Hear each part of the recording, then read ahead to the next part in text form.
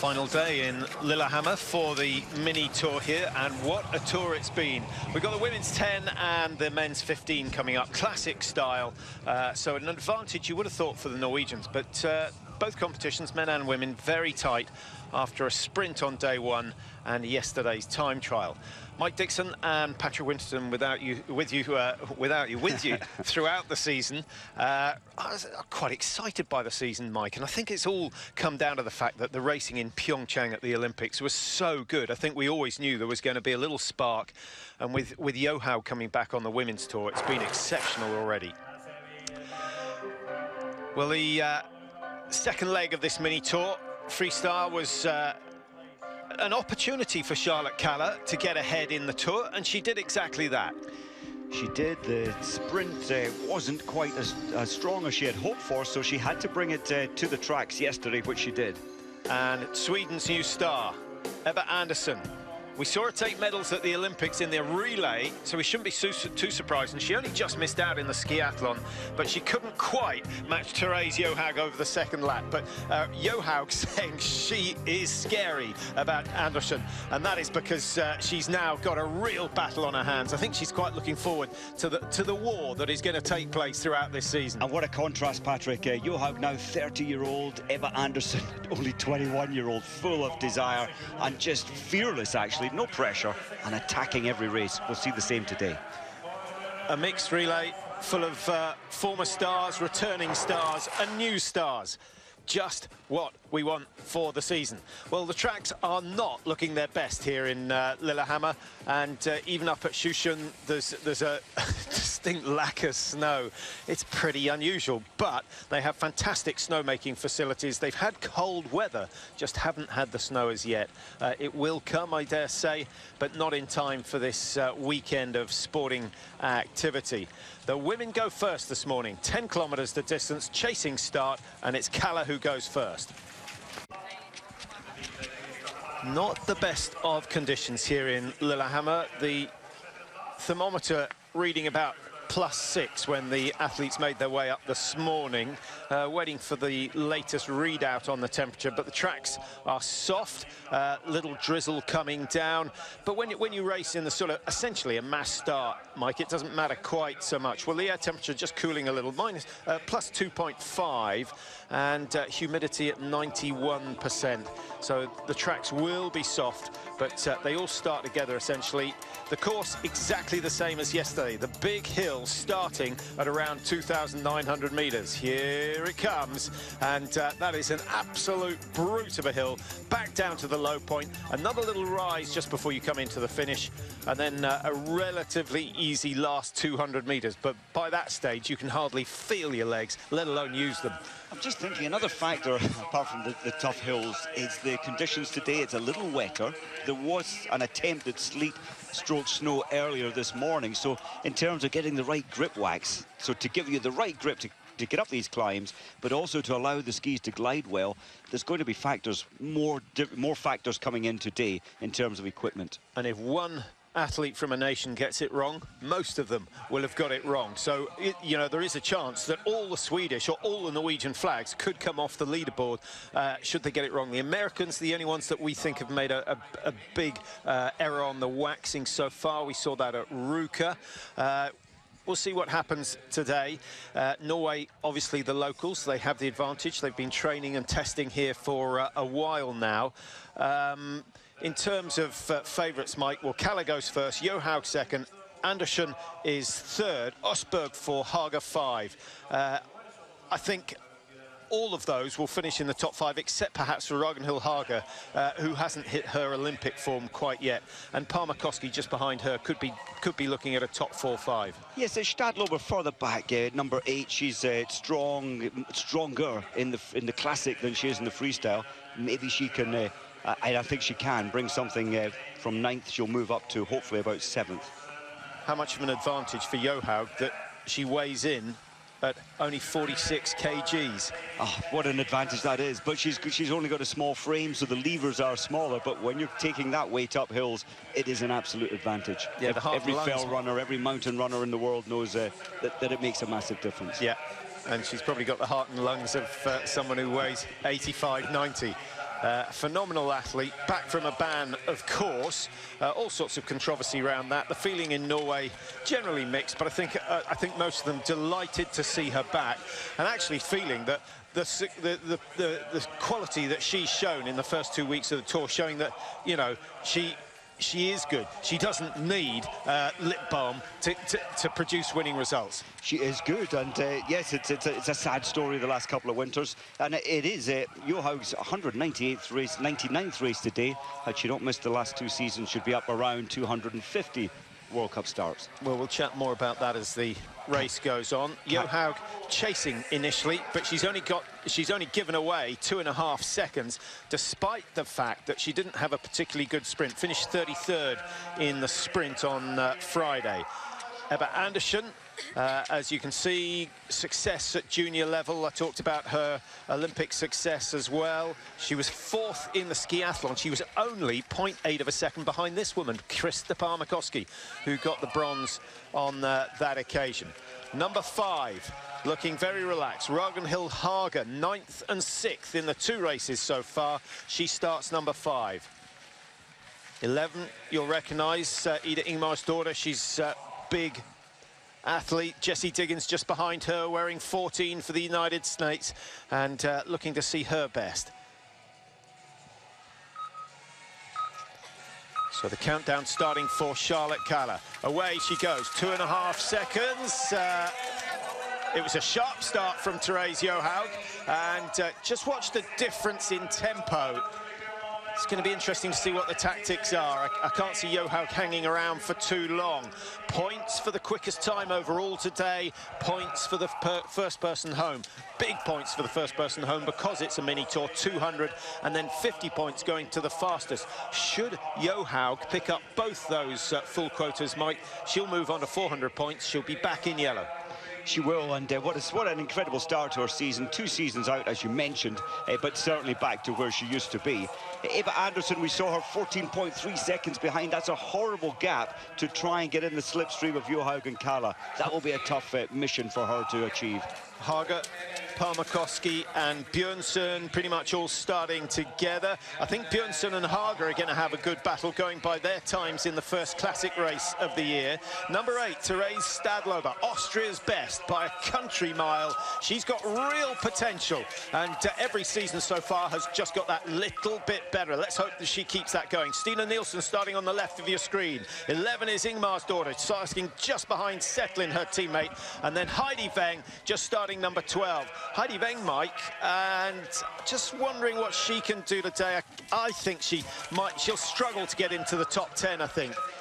Yes, the sprinting 43rd on day 1 here. This is day 3. Better yesterday, but no, not on absolutely best form yet. Brennan and Diggins of USA are away. Belarukova in the yellow of the World Cup leader, I think, or I'd be very, very surprised if she's still wearing that for the next round of the World Cup. I think it's going to go today. I think it is, but her strength is more so classic technique, this technique, than it is freestyle. And remember last weekend, the Russian team, men and women, they got the wax for this, the classic race. They got it absolutely perfect.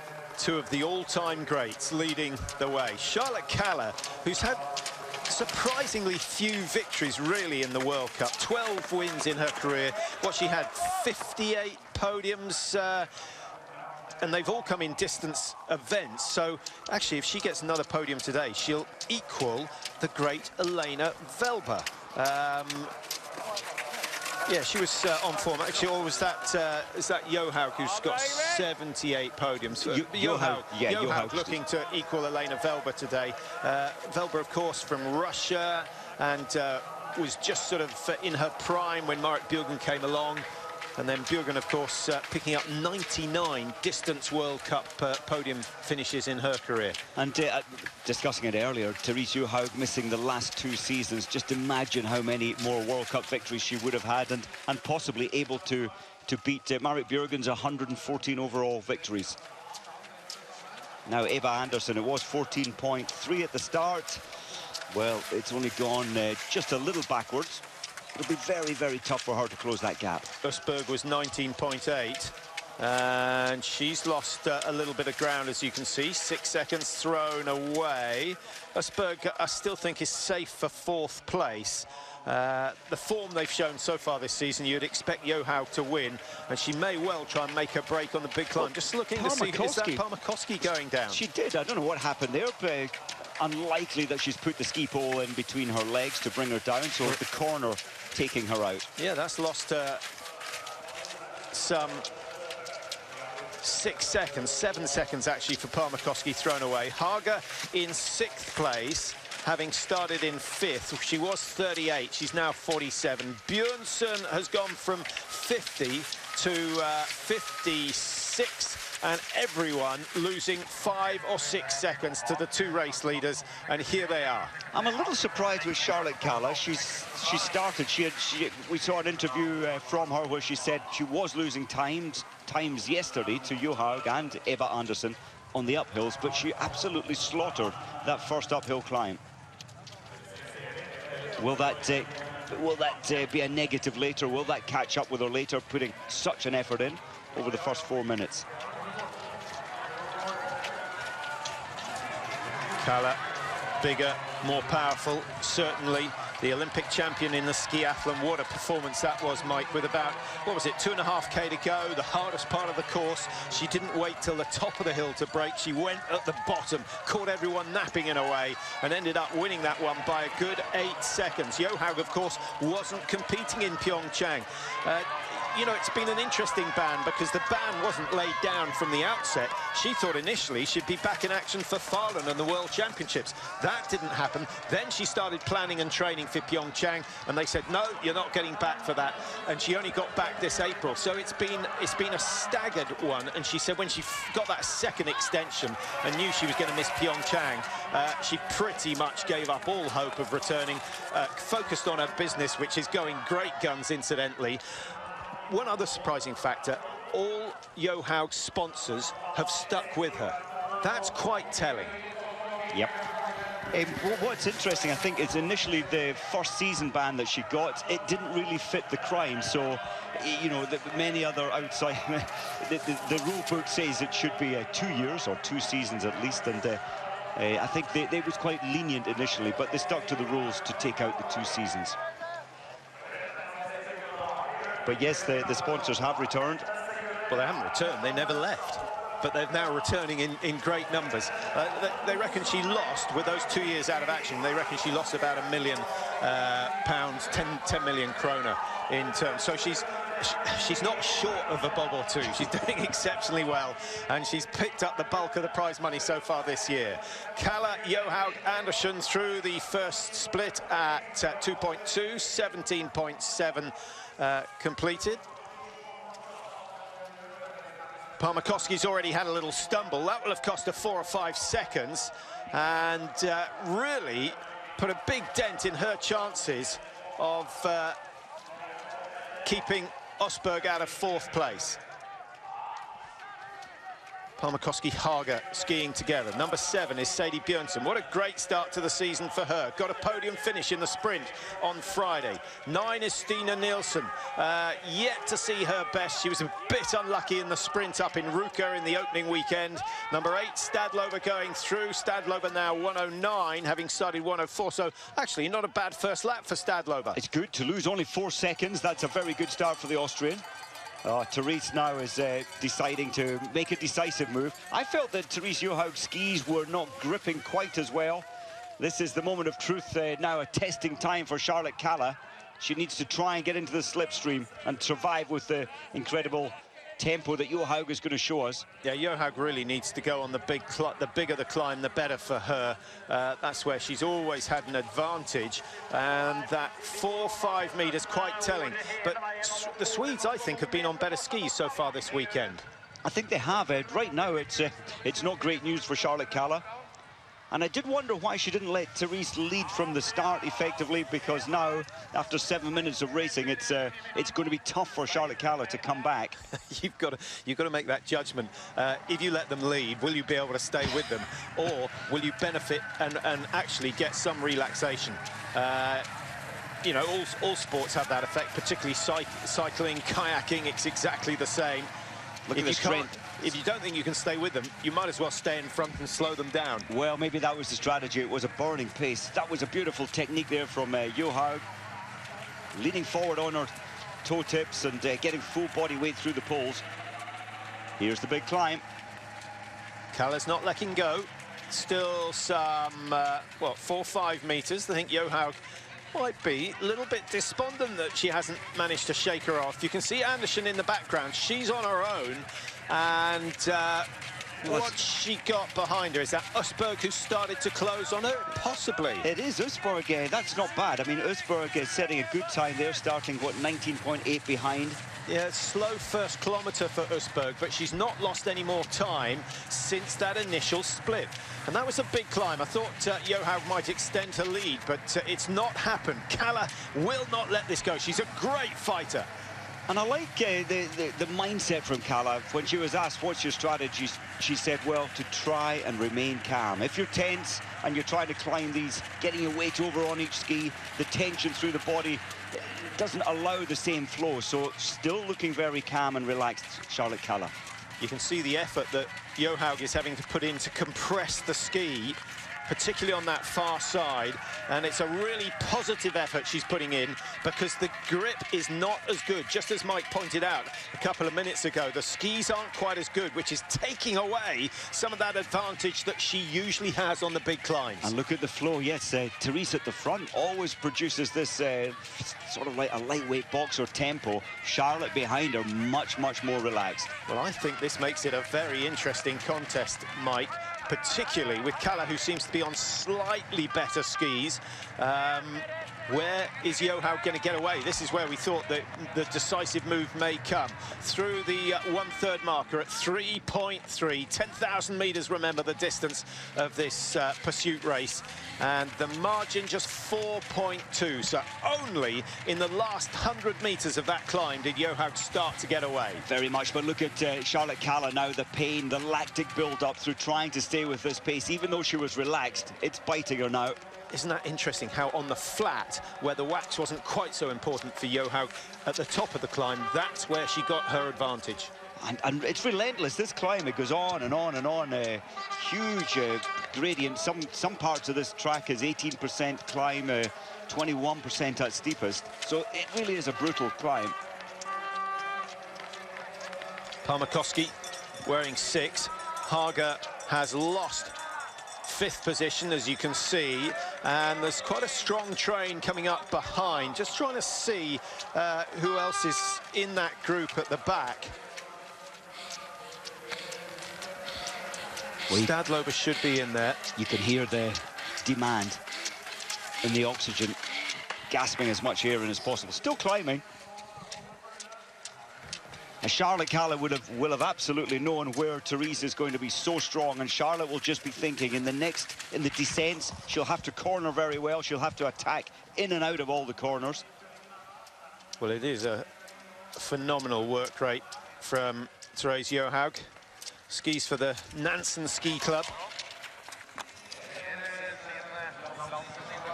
4 Olympic.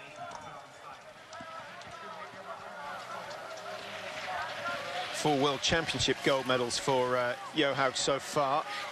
Kalla, of course, with 3 Olympic gold medals. And her last one coming in the skiathlon.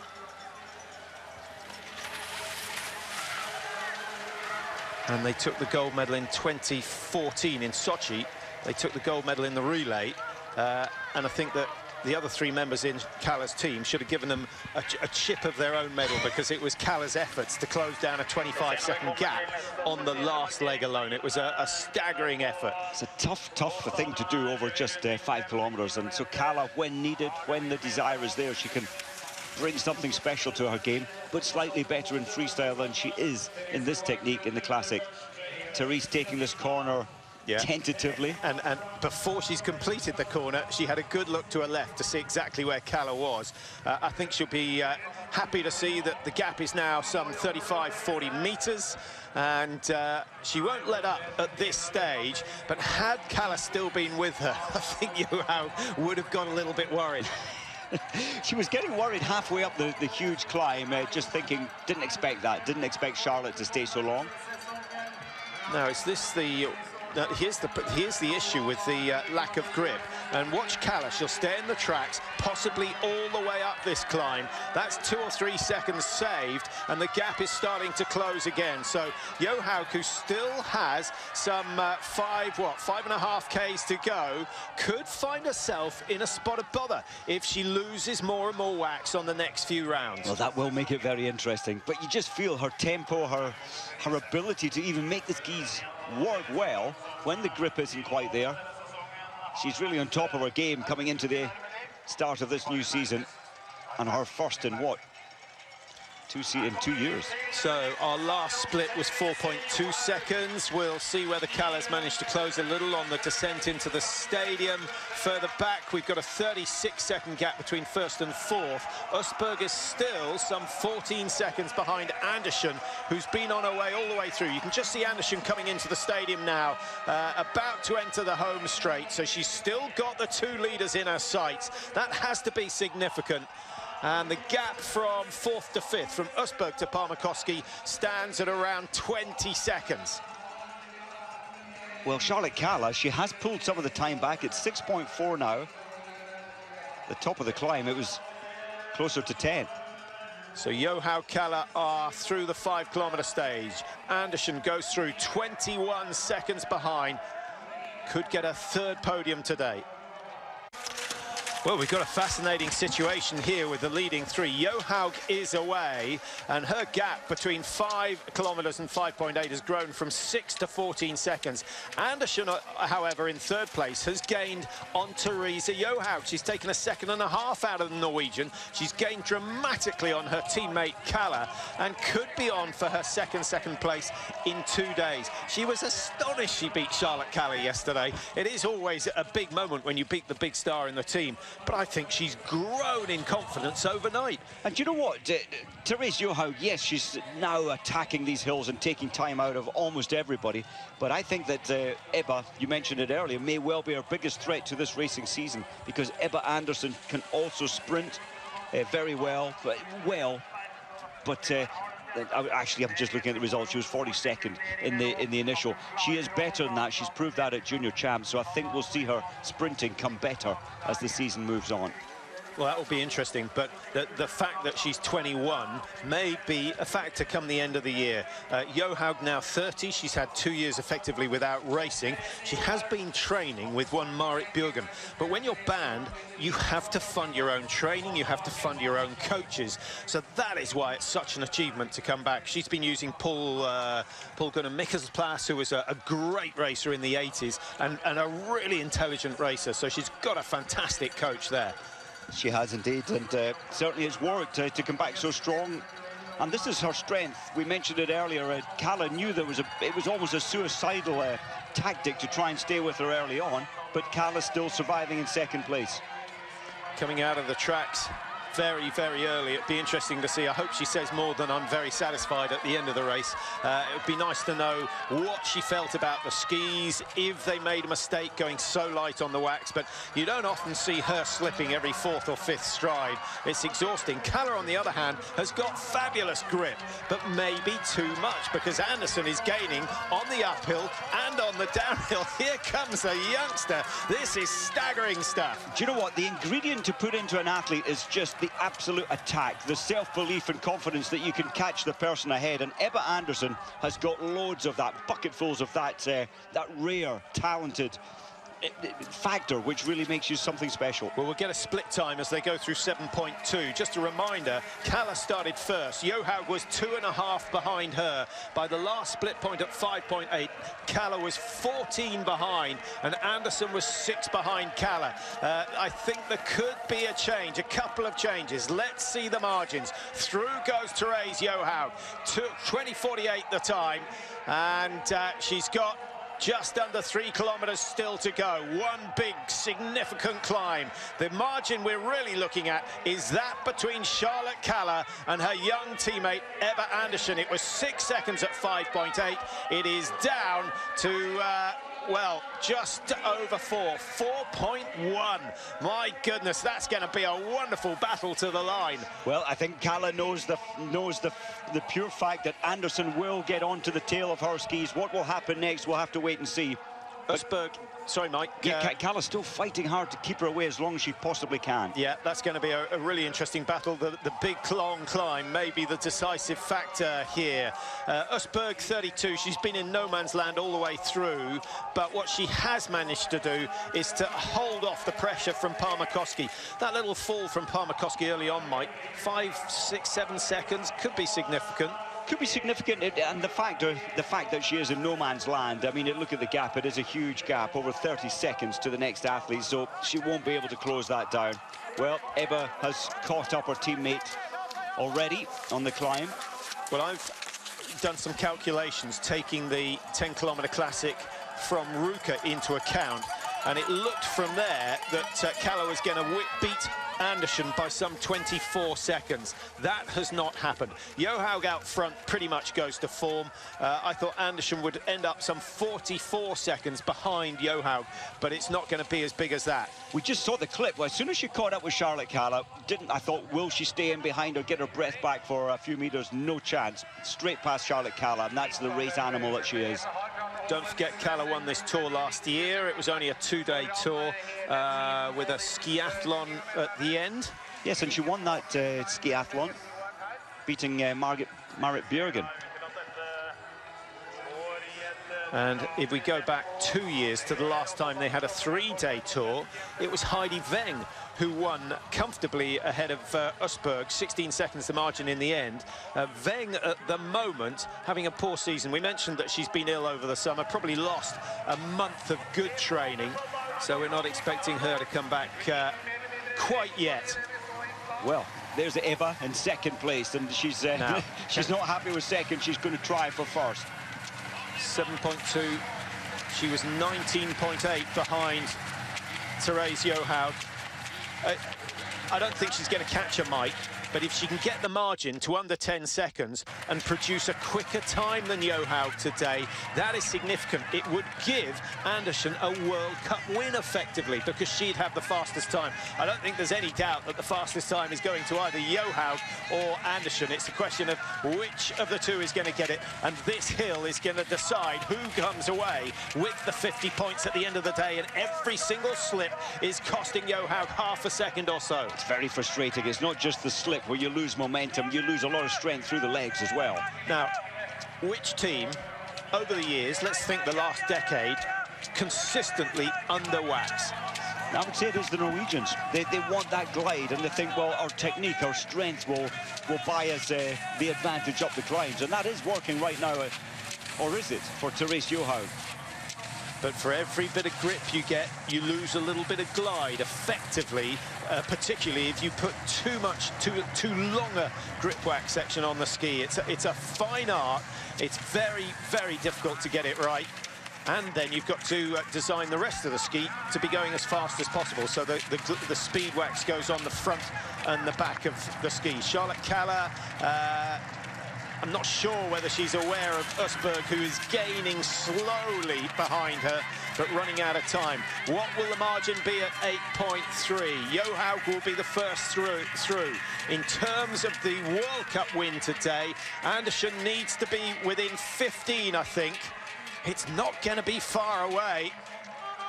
Well, what a performance. I think this hill is foreshortening a little. I think she'll still be around 16, 17 seconds behind Therese at this next checkpoint.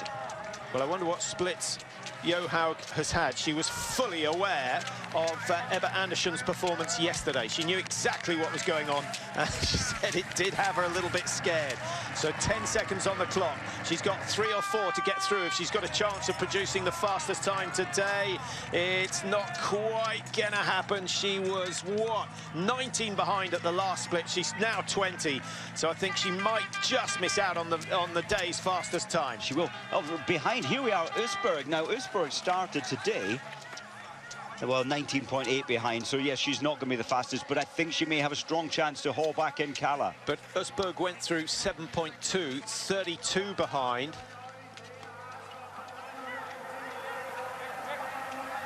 So Johaug, the clean leader, a 20-second advantage. Having taken the lead early on, the snow is now coming down. That, I think, will help the grip on Johaug's skis. It's wet, Might slow the glide, but it will do the same to everyone. It'll make the men's race interesting with this sleet turning into snow. They'll have to come up with a different formula of grip wax on the base of their athlete skis than for the women's race. There. She is nearly there. This is where she's got to keep the pressure on. On come the glasses just for the downhill section, and then one short, sharp climb that we saw on the sprint course. Short and sharp for these ladies, not so much for your general punter. Now, this is a fantastic recovery, because Usberg has gained some 14 seconds on Kalla since they left the stadium at 7.2 kilometres. Has she got it in her to close the gap? What, another 3 or 4 seconds? Well, Charlotte Kalla will be absolutely petrified. She'll try remain relaxed down here to save something for the final climb. Well, that was a little slip from Johaug going under the bridge. There is an icy patch there. She does well to stay on her feet. A fall would have cost her certainly 15 seconds. And Anderson would have come around the corner and suddenly seen the opportunity to win the mini tour. But it's not appeared quite yet. Well, Eva Andersson on survival. Her legs are absolutely fatigued at the top of the huge climb for a second time. First and second are pretty much decided. Has Usberg got the will? Because that's what it's going to come down to. She's been fourth on so many occasions in her career, and so many times this season already. Only the left-hander, the difficult left-hander, shouldn't be a problem for Johaug. Nicely negotiated. This is the final climb in the sprint that Johaug's approaching now. Anderson is safe. She's got a 50-metre advantage over her teammate. Kalla is still there in third place. The last hill is Usberg's last chance. She's got to get within 5 metres of Kalla up that final climb, and she's got to take this corner well. If she can carry good speed out, she might close down. Not bad from Usberg. Third and fourth still to be fought for. Johaug's going to wrap this one up. Is she going to take the fastest time of the day as well? Needs an advantage of over 14.3 seconds over Anderson coming into the finish. We won't see her back off at all, because she will be fully aware that Anderson has not closed the gap but is on her case. Kalla ups the pace on the right of your screen, but so does Usberg. Anderson starting to look a little bit tired. She's still got 20 metres. I think she'll hang on to that second place. It's Usberg who's making the gains. Brilliant skiing from her, much higher tempo. She's found some good grip on the inside of the line. And third and fourth change. Norway get 2 on the podium. It's been Sweden and Sweden all the way so far this season, but Norway get it back today. Johaug's going to take the win, her third successive distance victory of the season. She's on the podium. She equals Elena Velber. It's been an astonishing run from her, an astonishing start to the season when you consider she hasn't had a world-class race for 2 years. Unbelievable. And not only that, she gets the financial bonus for winning the mini tour. She gets 250 points, because it looks as though that gap is going to be just over 14 seconds. It's going to be close, actually. It's going to be very close with Anderson. Just missing out. 16.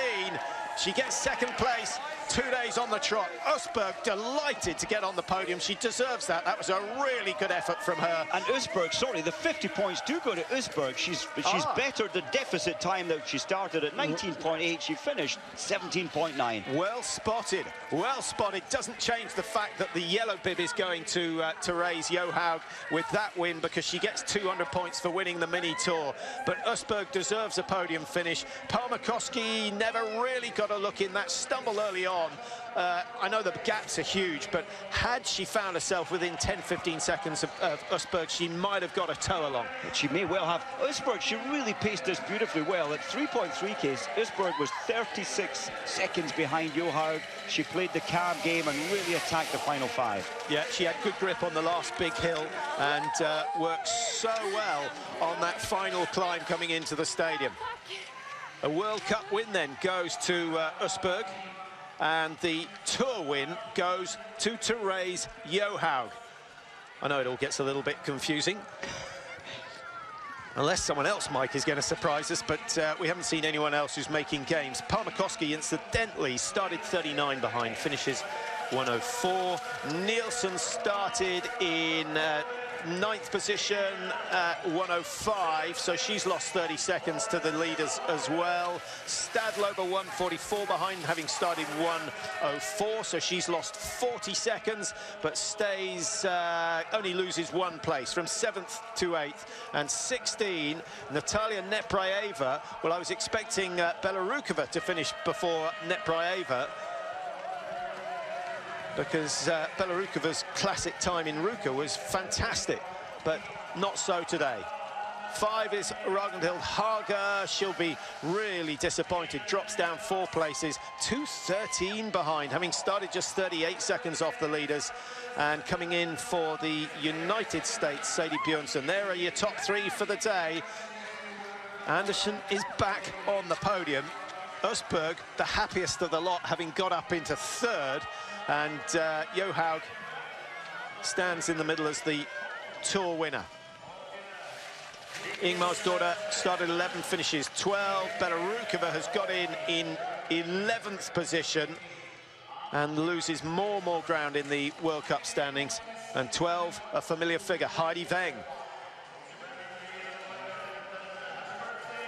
So still, Mike, only one non-Norwegian winner of this Lillehammer Tour. That, of course, Charlotte Kalla last year, and it was only a 2-day tour. So I wonder what would have happened if we'd had 3 days of racing.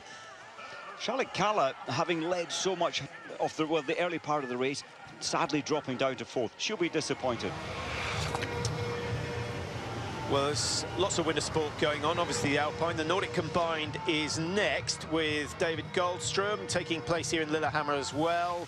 We've got ski jumping as well later on today. It's a busy program, and we've got the men's cross-country 15K in just over an hour's time. We'll see you then. Goodbye for now.